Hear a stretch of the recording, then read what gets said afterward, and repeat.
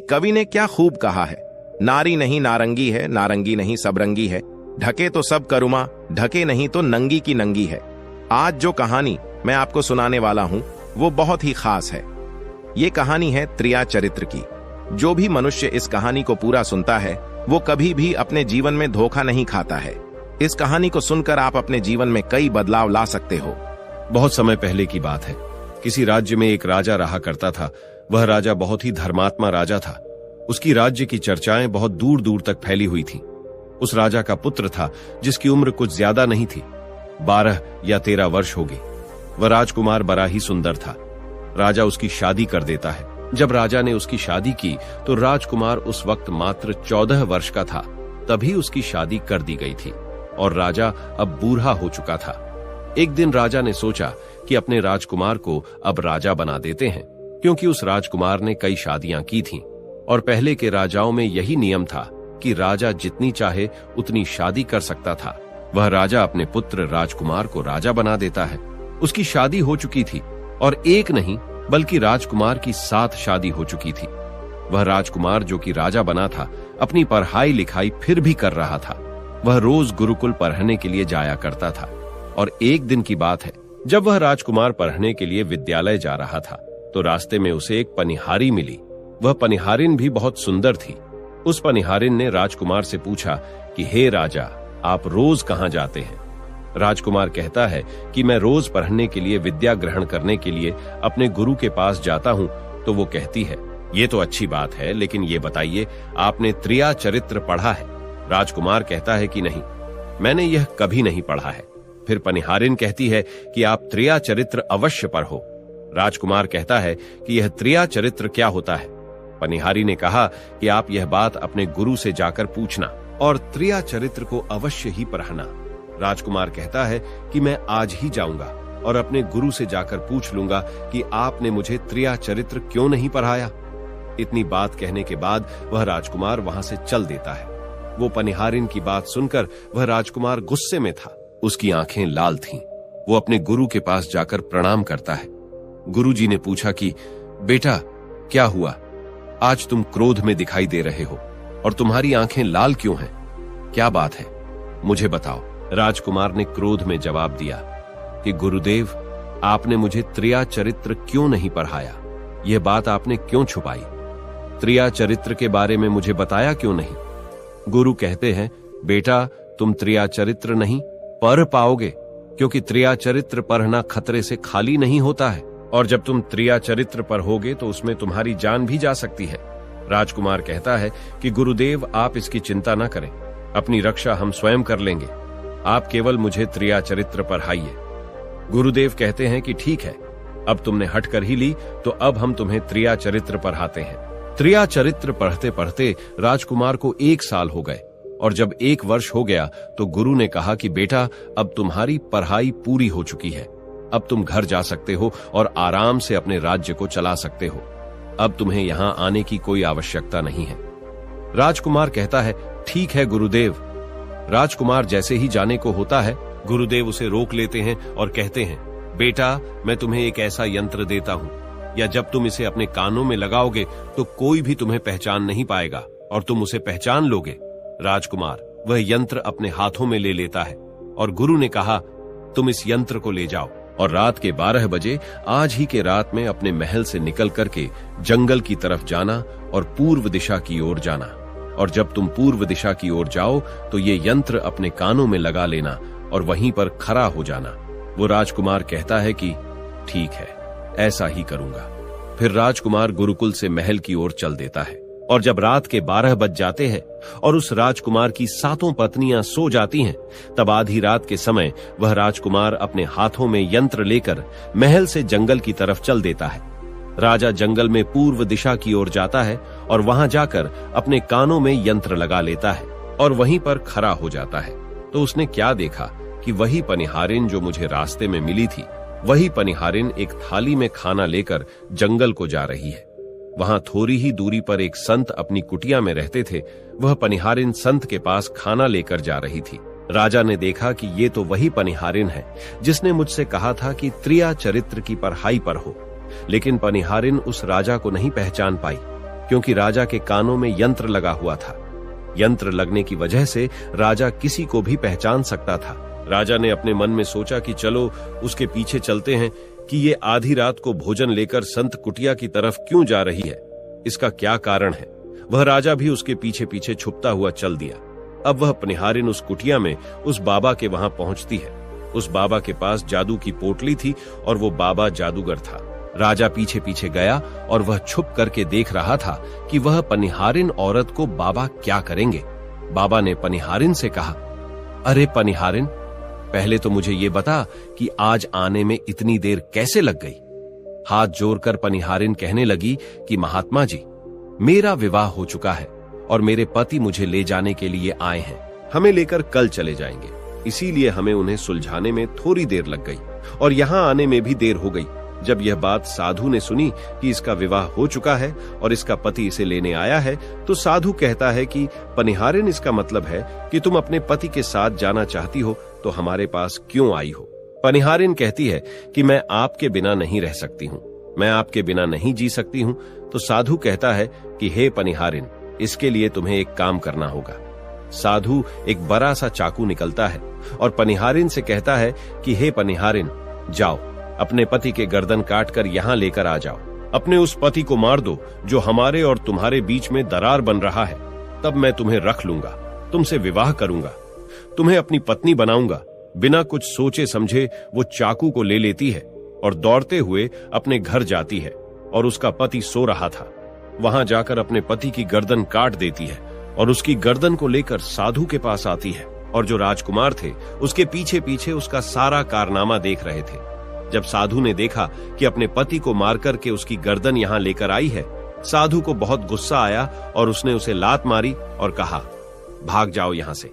जब तू अपने पति की नहीं हो सकी, जिसके साथ तूने 7 फेरे लिए, तो तू मेरी क्या होगी। जल्दी भाग जाओ यहां से। अगर तुम मेरे पास दोबारा आई तो मैं तुझे जीवित नहीं छोड़ूंगा। साधु की यह बात सुनकर उस पनिहारिन को ऐसा लगा जैसे उसके पैरों तले जमीन खिसक गई हो। फिर भी अपने पति की कटी हुई गर्दन घर लेकर के आई और उसकी गर्दन जोड़ देती है और वहीं बैठ जाती है। और इधर जैसे ही सवेरा हुआ, अपने पति के पास बैठकर रोने लगती है और चिल्लाने लगती है। कहती है, देखो देखो, किसी ने मेरे पति की हत्या कर दी। लेकिन रात में उस पनिहारिन का सारा कारनामा राजकुमार देख चुका था। इधर सारे गांव वाले पनिहारिन के घर चले जाते हैं और उसके पति की लाश को लेकर गांव के बाहर जाते हैं उसका दाह संस्कार करने के लिए। और वो पनिहारिन भी पीछे से भागती हुई रोती हुई चली जा रही थी और उधर राजकुमार भी जा रहे थे जो कि अपने राज्य के राजा बन चुके थे। पनिहारिन भागती हुई चिल्लाती हुई पहुंची और कहने लगी, मैं सती बनूंगी, क्योंकि अगर जब मेरे पति ही नहीं रहे तो ऐसे जीवन का क्या फायदा।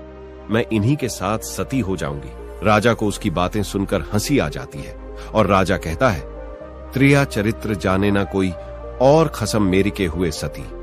राजकुमार की यह बात और कोई तो नहीं समझ पाया, लेकिन वह पनिहारिन समझ जाती है। कहती है कि राजा साहब, आप हमारे ऊपर यह बात कह रहे हैं, लेकिन चलिए कोई बात नहीं, मैं सती हो जाऊंगी। लेकिन पनिहारिन जाते जाते कहती है, मैं तुम्हें एक बात बताती हूं। राजकुमार कहता है, क्या बताओ। पनिहारिन कहती हैं कि राजा साहब, आप जब चटाई पर बैठें तो उस चटाई को झाड़ कर बैठना। राजा कहता है कि यह पनिहारिन क्या कह रही है, मैं तो राजा हूं, मुझे चटाई पर बैठने की क्या आवश्यकता है। पनिहारिन कहती है कि नहीं, जब भी तुम्हें कोई नौबत आए चटाई पर बैठने की तो तुम चटाई को झाड़ कर बैठना। राजकुमार कहता है कि चलो ठीक है, अगर तुम कह रही हो तो मैं ऐसा ही करूंगा। और कहने के बाद वह अपने पति के साथ सती हो जाती है और राजकुमार उनका अंतिम संस्कार करवाकर अपने घर को आ जाते हैं। इसी तरीके से पूरा दिन व्यतीत हुआ और उधर जब दूसरी रात आई, अपने गुरु के कहने के अनुसार वही यंत्र कान में लगाया और पूर्व दिशा की ओर उसी स्थान पर जाकर खड़ा हो गया जहां पर पिछली रात खड़ा हुआ था। दूसरी रात को राजकुमार ने क्या देखा, उसकी 7 पत्नियां भोजन की थाली अपने अपने हाथों में लेकर उसी साधु की कुटिया की तरफ जा रही हैं। जैसे ही राजा ने अपनी 7 पत्नियों को उस साधु की कुटिया की तरफ जाते हुए देखा, राजकुमार के पैरों तले जमीन खिसक गई। वह अपने मन में सोचने लगा कि ये क्या चक्कर है। तभी उनमें से एक रानी राजकुमार को देख लेती है, लेकिन रानियों ने अपने पति राजकुमार को नहीं पहचान पाई, क्योंकि राजकुमार अपने कानों में यंत्र लगाए हुए थे। वह यंत्र लगाने की वजह से राजा को कोई पहचान नहीं पाता था। उनमें से एक रानी कहती है कि ए लड़के, इतनी रात को यहाँ क्यों खड़ा है? हमारी थाली लेकर के उस कुटिया तक पहुंचा। बिना कुछ सोचे समझे राजकुमार ने वह थाली अपने हाथों में ले ली और अपनी रानियों के साथ कुटिया तक जाने लगा। जब सातों रानियां और राजकुमार उस साधु की कुटिया में पहुंचते हैं और राजकुमार कुछ भी नहीं बोल रहा था, क्योंकि राजकुमार देखना चाहता था कि हमारे प्यार में ऐसी क्या कमी है जो हमारी सातों रानियां इस साधु के पास आती है, और इस साधु के पास ऐसा क्या है जो हमारी सातों रानी अभी यहाँ आ रही है। वह राजकुमार छुप करके सब जानना चाहता था। इधर जब वह सातों रानियां राजकुमार को लेकर साधु के पास पहुंची तो महात्मा राजकुमार को देखकर कहता है कि ये कौन है? तो सातों रानियां कहती हैं कि महात्मा जी, यह बालक हमें रास्ते में मिला, इसने हमारी सहायता की तो हम इसे अपने साथ लेकर आ गए। रानी कहती हैं कि एक काम करते हैं, इसे आज रात यहीं रहने देते हैं, कल सुबह होते ही यह चला जाएगा। वो साधु उनकी बातों को मान लेता है। वह साधु अपने एक शिष्य को बुलाता है और उससे कहता है कि आज रात के लिए इस बालक की रुकने की व्यवस्था कर दो। वह शिष्य राजकुमार को लेकर एक कमरे में जाता है। उस कमरे में एक चटाई बिछी हुई थी। शिष्य कहता है कि देख भाई, आज तुझे चटाई पर सोना पड़ेगा। वह शिष्य राजकुमार को इतना कहकर वहां से चला जाता है। राजकुमार उस कमरे में अकेला पड़ जाता है। अपने मन में सोचता है कि आज तो नौबत आ ही गई चटाई पर सोने की। राजा कहता है, चलिए कोई बात नहीं, आज की रात हम चटाई पर ही गुजार लेंगे। राजकुमार जैसे ही चटाई पर बैठने ही वाला था, उसे पनिहारिन की बात याद आ गई। वो सोचने लगा कि पनिहारी ने मुझसे कहा था कि जब भी तुम्हें चटाई पर बैठने की नौबत आए, तुम चटाई को अवश्य झाड़ लेना। चलो आज पहले झाड़ ही लेते हैं, हो सकता है इसका कोई राज हो। जैसे ही राजा ने चटाई उठाई तो उसने क्या देखा? उसने देखा कि एक बहुत बड़ा भयानक कुआं है। जब उस कुएं को देखा तो राजा के होश उड़ गए। राजा उस कुएं के अंदर झांक कर देखता है। राजा को अंदर बहुत सारे कैदी दिखाई देते हैं, जिन्हें उस्तादों ने अंदर कैद करके रखा था। उन कैदियों में से एक आदमी ने राजकुमार को पहचान लिया। वह आदमी राजकुमार से कहता है कि राजकुमार, आप यहाँ कैसे आ गए? राजकुमार कहता है कि धीरे बोलो, नहीं तो सब पोल पट्टी खुल जाएगी। तब सभी कैदियों ने कहा कि राजा साहब, आप यहाँ से भाग जाए। हम तो यहाँ से निकल नहीं पाए, लेकिन आप यहाँ से भाग जाए, नहीं तो आपका भी यही हाल हो जाएगा जो कि हमारा हुआ है। आप भी यहाँ फंस जाएंगे, आपको भी पकड़कर ये साधु इसी में डाल देगा। आप जितना जल्दी हो सके यहाँ से भाग जाए। राजा जब उस कमरे के अंदर गया था तो अपने कान में से यंत्र निकाल लिया था, और जब राजा वहां से भागा तो अपने कान में यंत्र लगाना भूल ही गया।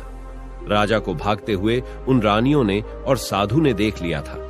रानियों ने जब राजा को भागते हुए देखा तो रानी कहती हैं, यह तो हमारे पति हैं। महात्मा से कहती हैं कि महात्मा जी, अब तो हमारी सारी पोल पट्टी खुल जाएगी।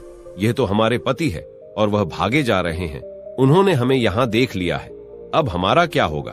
वह साधु कहता है कि तुम यहाँ क्या देख रही हो, जल्दी जाओ और अपने पति को पकड़ कर लाना।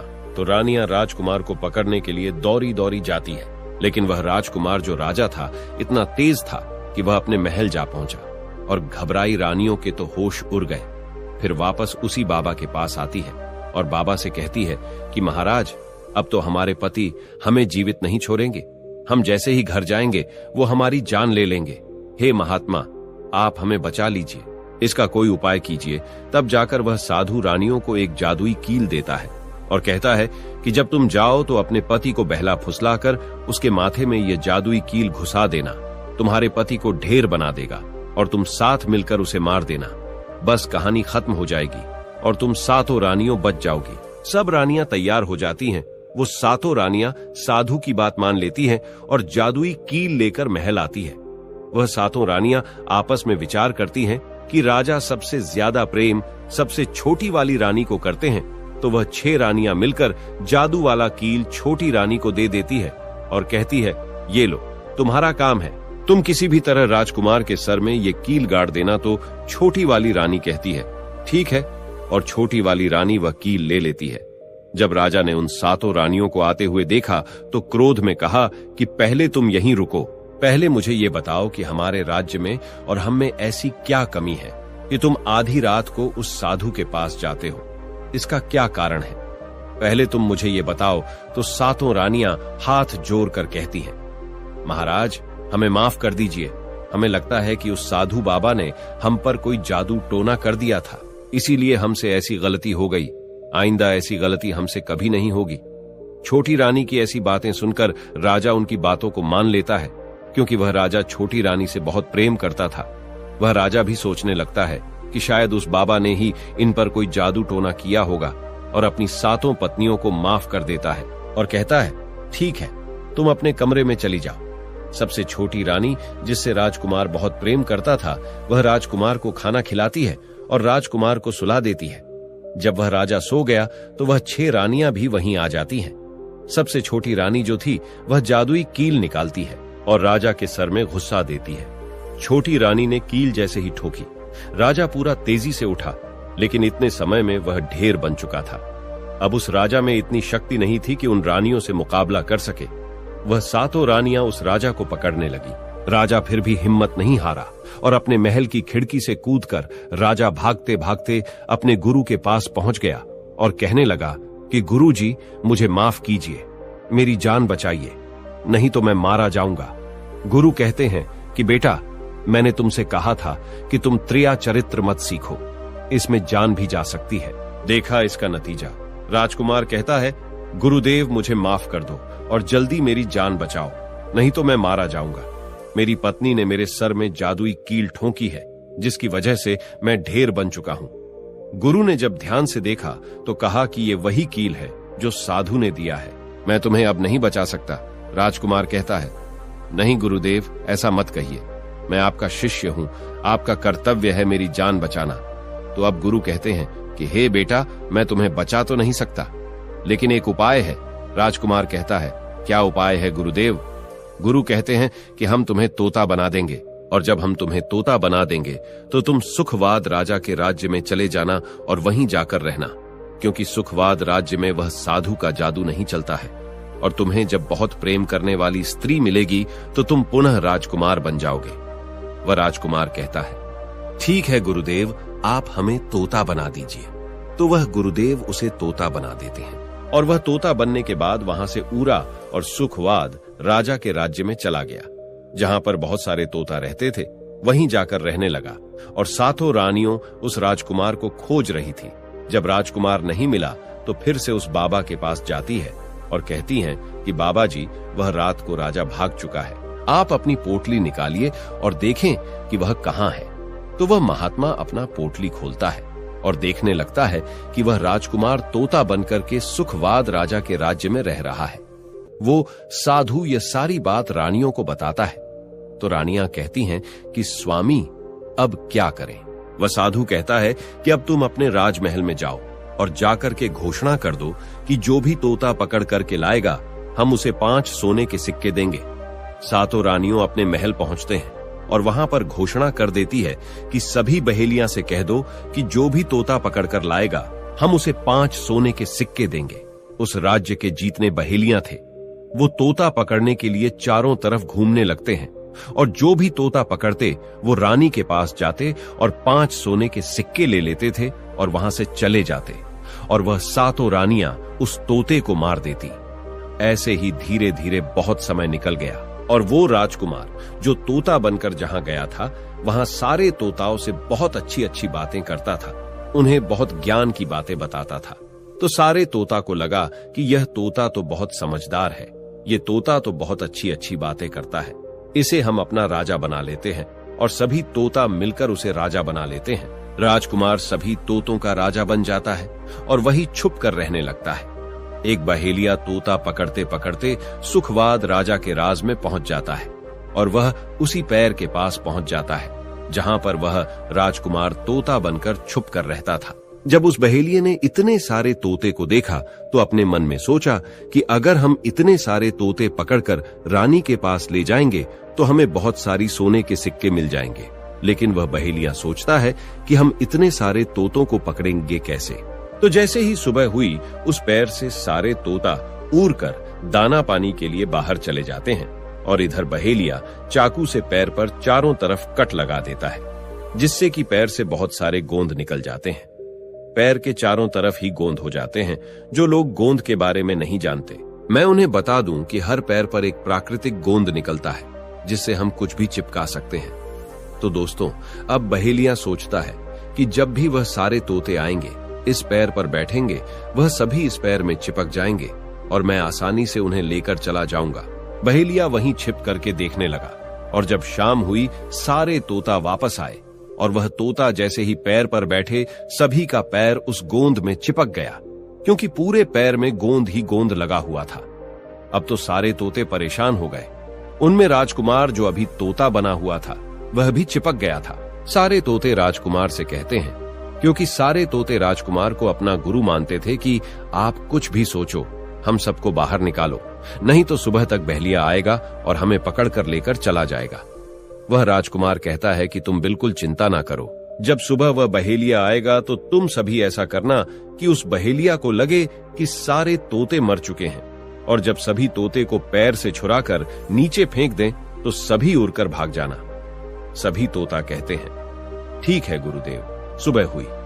जैसे ही बहेलिया पैर के पास पहुंचा, सभी तोता ऐसे लटके हुए थे जैसे कि वह सभी मरे हुए हैं। जब बहेलिया तोतों को देखा तो सोचा कि अरे, ये क्या हो गया?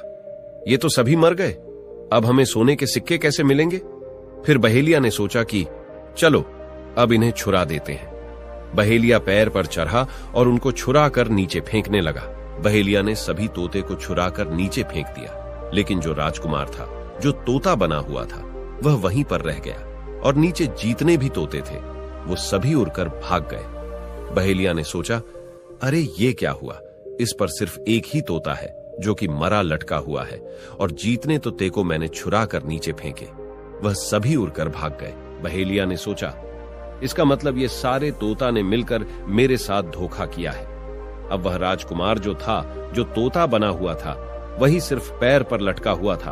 वो बहेलिया कहता है कि यह सब तुम्हारी चाल है।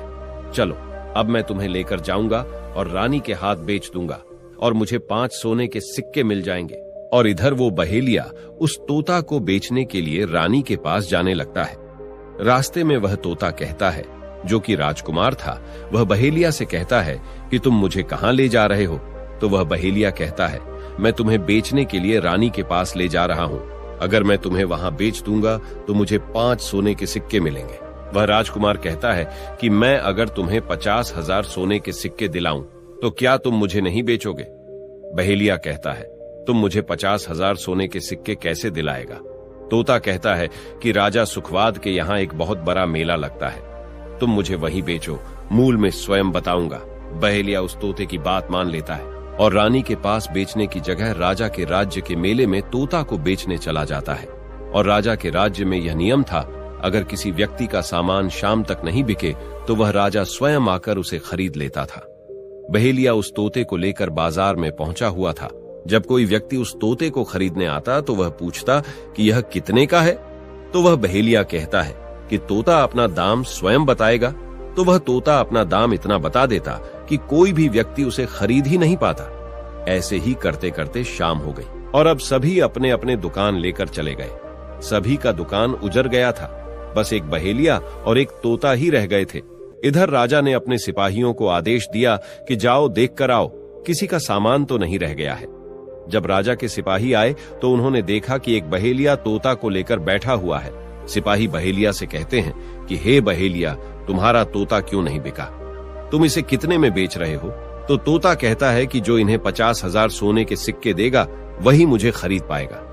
उस तोते की बात सुनकर वह सिपाही आश्चर्य में पड़ जाते हैं और सोचते हैं, अरे ये तोता तो अपना अमूल्य स्वयं बताता है। तब सिपाही राजा के पास जाते हैं और राजा को सारी बात बताते हैं और कहते हैं, एक बहेलिया एक तोता लेकर बैठा हुआ है, लेकिन वह तोता अपना अमूल्य स्वयं ही बताता है। वह इतना महंगा बताता है, शायद इसीलिए उसे कोई खरीद नहीं सका। राजा सिपाहियों से पूछता है कि वह अपना मूल कितना बता रहा है। तो सिपाही कहते हैं, अपना मूल्य 50,000 सोने के सिक्के बता रहा है। चलिए हम खरीदेंगे, अगर नहीं खरीदेंगे तो आपके राज्य की बदनामी होगी कि राजा के बाजार में एक तोता नहीं बिका। और इसलिए राजा अपने मंत्रियों के साथ अपने रथ पर सवार होकर बाजार में पहुंचता है। कहता है, इसका क्या मूल्य है? बहेलिया हाथ जोड़कर कहता है कि राजा साहब अपना मूल्य तोता स्वयं बताएगा। वह राजा फिर तोते से पूछा तो तोता कहता है कि राजा साहब जो इन्हें 50,000 सोने के सिक्के देगा वही मुझे खरीद पाएगा। अपने सिपाहियों से 50,000 सोने के सिक्के मंगवाता है और बहेलिया को पकड़ा देता है और तोता को लेकर अपने महल चला जाता है। वह तोता बहुत ही बुद्धिमान था क्योंकि वह राजा था। वह तोता राजा को बहुत अच्छी अच्छी बातें बताने लगा। जब राजा पर कोई खतरा आने वाला होता तभी वह तोता बता देता कि राजा साहब आप पर यह खतरा आने वाला है, और इसी तरह सब उस तोते से बहुत अधिक प्रेम करने लगते हैं। जब यह बात रानियों को पता चला कि राजा ऐसा तोता लेकर आए हैं जो कि बोलता भी है और बहुत अच्छी अच्छी बातें बताता है, तो रानियां राजा से कहती हैं उस तोता को मेरे पास भिजवा दीजिए, हम भी उस तोता को देखना चाहते हैं, हम उस तोता से बातें करना चाहते हैं। राजा अपने मंत्रियों से कहकर वह तोता रानियों के पास भिजवा देता है। रानी उस तोते से बातें करके बहुत खुश हो जाती है। वो रानी भी तोते से बहुत प्रेम करने लगती है और कहती हैं कि वाह रे तोता, इसीलिए तुझे राजा साहेब ने 50,000 सोने के सिक्के देकर खरीदा है। राजा की एक पुत्री थी जो कि बड़ी सुंदर थी। रानी अपनी पुत्री से कहती है कि आज से तुम ही इस तोते का ध्यान रखोगे और कल तुम इसे अच्छे से धोकर नहला देना। वो राजकुमारी भी उस तोते से बहुत प्रेम करती है। जैसे ही सुबह हुआ, राजकुमारी उस तोते को लेकर नहलाने जाती है। राजकुमारी उसे नहला रही थी तो उसने देखा कि तोता के सिर पर कील सा कुछ लगा हुआ है। राजकुमारी उसको निकाल देती है। राजकुमारी जैसी ही कील को निकालती है, वह तोता पहले वाला एक सुंदर सा राजकुमार बन जाता है। उसे देखकर राजकुमारी घबरा जाती है। राजकुमार कहता है कि तुम घबराओ नहीं, ये कील वापस से मेरे सर में लगा दो तो मैं फिर से तोता बन जाऊंगा और इसके बारे में मैं तुम्हें रात्रि में बताऊंगा। तुरंत ही वह राजकुमारी वह कील राजकुमार के सर में लगा देती है और वह वापस से तोता बन जाता है। रात को राजकुमारी तोते को लेकर अपने कमरे में जाती है और उसके सर से कील निकाल देती है और वह तोता फिर से राजकुमार बन जाता है। वह राजकुमार अपनी सारी दास्तां उस राजकुमारी को बताता है और कहता है, माफ करना, यह दास्तां तुम किसी को बताना नहीं तो मेरी जान चली जाएगी। राजकुमारी इसके बारे में अपनी माता और पिता को भी नहीं बताती है। दिन भर वह तोता रहता है और रात को राजकुमारी उस तोते को अपने कमरे में ले जाती और उसके माथे से कील निकाल देती और वह राजकुमार बन जाता और रात में वह दोनों साथ में ही रहते और ऐसे ही धीरे धीरे समय निकलता गया। राजकुमारी को राजकुमार से प्रेम हो जाता है। इधर क्या हुआ, जो राजकुमार की पत्नियां थीं वह बहुत सारे तोते मरवा देती हैं, लेकिन जो राजकुमार तोता बना हुआ था वह उन्हें नहीं मिलता है और वे उसी साधु के पास जाती हैं और कहती है कि हे महात्मा, हमारे पति तो अभी तक हमें नहीं मिले, हम अब क्या करें, उन्हें कैसे मारें। वो साधु फिर से अपनी पोटली खोलता है और देखता है कि वह राजकुमार अभी तक तोता बन के राजा के घर में रह रहा है। वह साधु रानियों से कहता है कि तुम एक काम करो कि तुम नृत्य कला सीखो। हम सभी मिलकर उस राजा के घर नृत्य कला करने जाएंगे और जब राजा हम पर प्रसन्न हो जाएगा और हमें कुछ मांगने को कहेगा तो हम उस तोते को ही मांग लेंगे और फिर आसानी से उसे मार देंगे। धीरे धीरे समय बीता। साधु तबला बजाता और सातों रानी पूरी तरह से नृत्य कला सीख चुकी थी। अब साधु को लगा कि हम सफलता प्राप्त कर सकते हैं और उस तोते को उस राजा से मांग सकते हैं। साधु का भेष बदल करके उन सातों रानियों को नृत्य कला वाली स्त्री बनाकर के राजा के दरबार में पहुंच गया। राजा उस साधु से पूछता है कि आप लोग कौन हैं, यहाँ क्यों आए हैं। तब साधु कहता है कि हम सब नृत्य कला वाले हैं, आपके महल में हम नृत्य कला दिखाना चाहते हैं। राजा को भी गाने और बजाने का बहुत शौक था, वह मान जाते हैं।